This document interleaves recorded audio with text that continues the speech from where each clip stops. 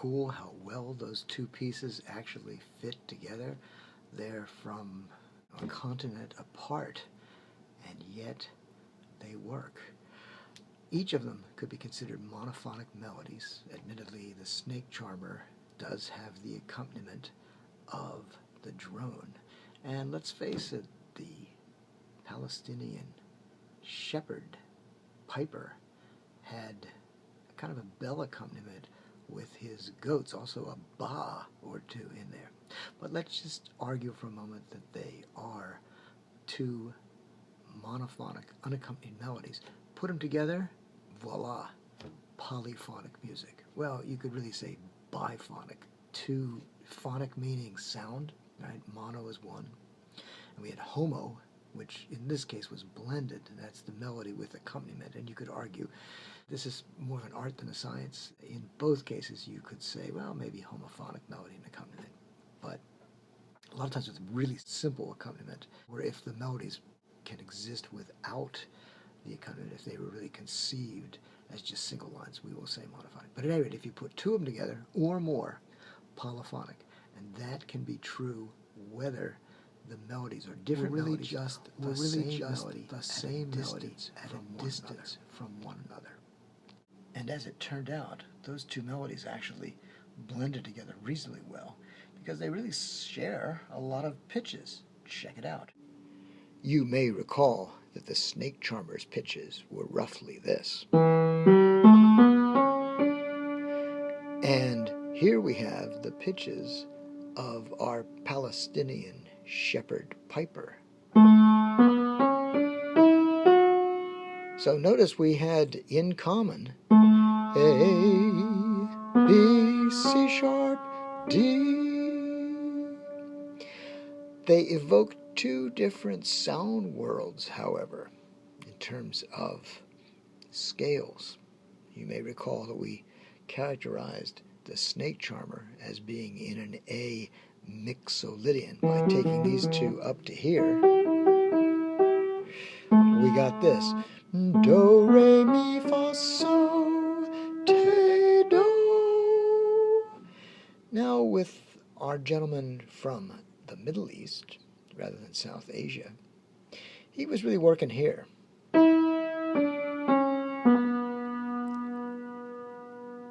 Occasionally he would, in that same way, go down to a te. But his basic reference pitches were here, which is a little bit on the minor side of things, right? And towards the middle of the song, he actually went up to this F sharp. So I would argue that we had fa, me, re, do, occasionally te, do, fa, and a so, and outlining the do, so. Terribly important music. He almost always comes to rest on the B, not the A. And where you start, and in particular where you end in scalar passages, tends to be very important. So this one, for my money, I'm going to say this is fragment of, well, it could be B minor. But on the other hand, oh no. Do, re, mi, fa, sol. Oh, you know what? We can't determine because it's the sixth degree that really determines whether it's Dorian. Dorian has a la, and minor has a lay, and we have neither. So we're non-committal there. One other one we didn't explain in passing, and that was that G Phrygian fragment. And Phrygian has a half step right at the bottom. Really dangerous, creepy, cool. And that was that recorder, that porcelain, pottery, clay recorder that only had 5 notes. It was pentatonic, 5 pitches. And as I mentioned there, you could have perceived it from here. Ooh. when I said it was like a majorish thing, but that actually would be kind of a Lydian move. Do, re, mi, fi. But I'm arguing that this was the main note. Rather than a T, do, I'm going to say that that was do, ra, and lowered re is ra. And so that's what we had there. All right, enough about pitch. We've talked about the drone, but we haven't talked about what was accompanying that shepherd, have we? And our Palestinian shepherd piper was producing a monophonic melody. It was just one sound at a time. But on the other hand, did you notice the sheep in the background? They had bells on, and those bells were making noise. Unfortunately, my Pianosaurus neither had bells nor even moved. And the sound of ringing ruminants or belled bovines can be quite astounding, whether one is in Palestine or, say, up Mosquito Ridge Road in Placer County, where I recorded a movement of one of my compositions, A Walk Through California, Opus 151, written or recorded, collage recorded back in 2007. And this movement, just a fragment, the beginning, is called Placer, Cows and Cars.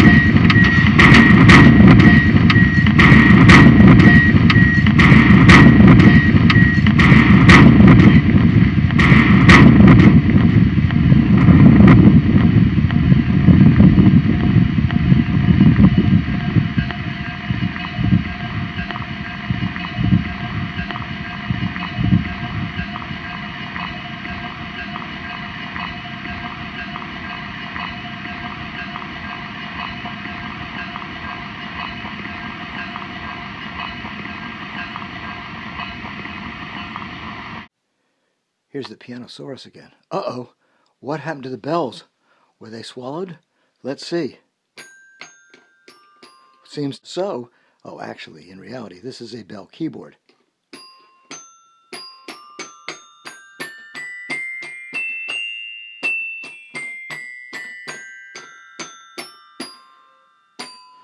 Okay, with a T-do at the bottom. This is definitely C major.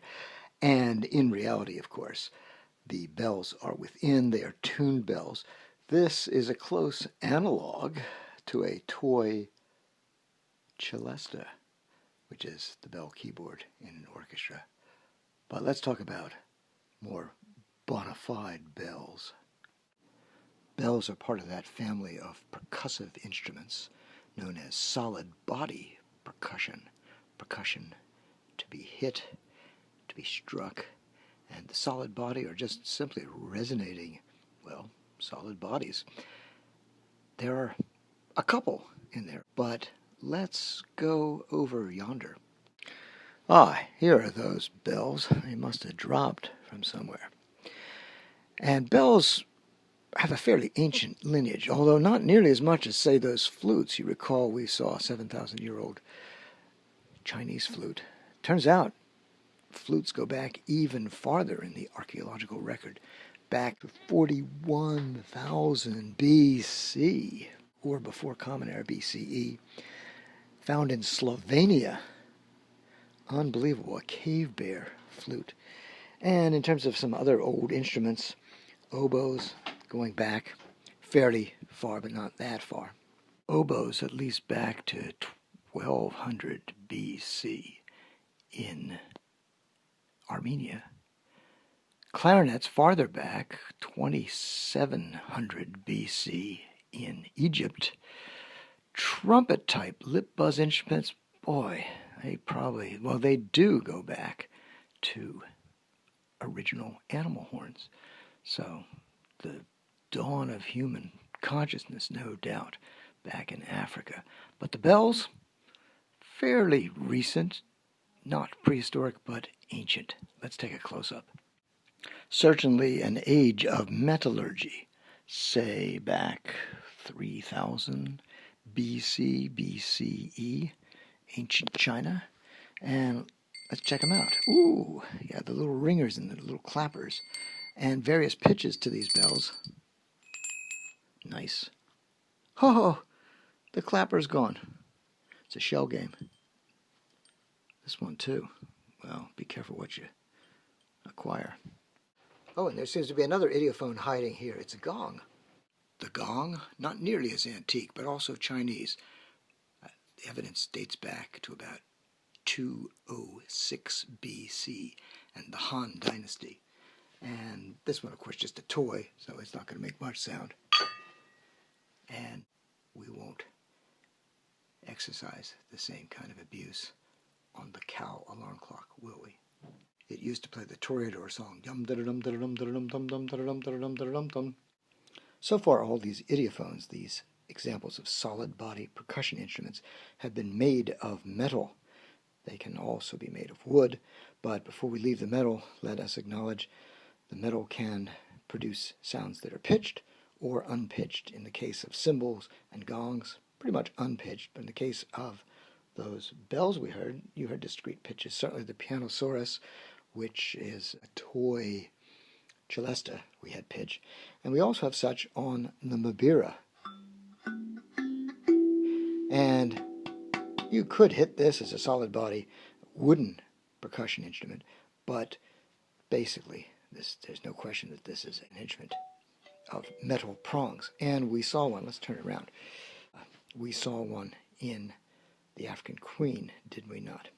Well, this Mabira, or kalimba, or African thumb piano, may be a little bit suspicious. This has no doubt been manufactured for Western tastes.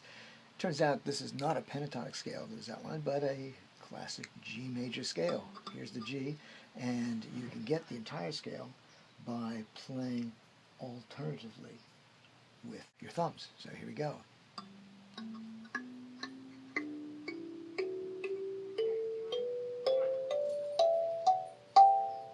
Come on, indeed. So I'm trying to wrap up the metal instrument collection, and then I find 2 sets of Baoding balls, which are more therapeutic and exercisic than purely musical, but we'll check them out. You're supposed to do 1 per hand, but here's 2. Nice sounds. And here are the other 2, smaller. Polyphonic music, polyphony, counterpoint. Here's 2. And finally a German music box, which could also be called a barrel organ. Oh! It just took a tumble. Let's see if we can get it to play anything. It hasn't been working very well. Nothing. Oh, it may be gearing up. There we go.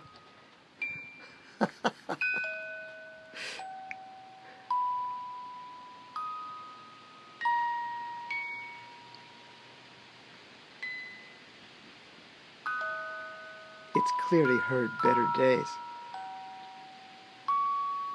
Poignantly beautiful.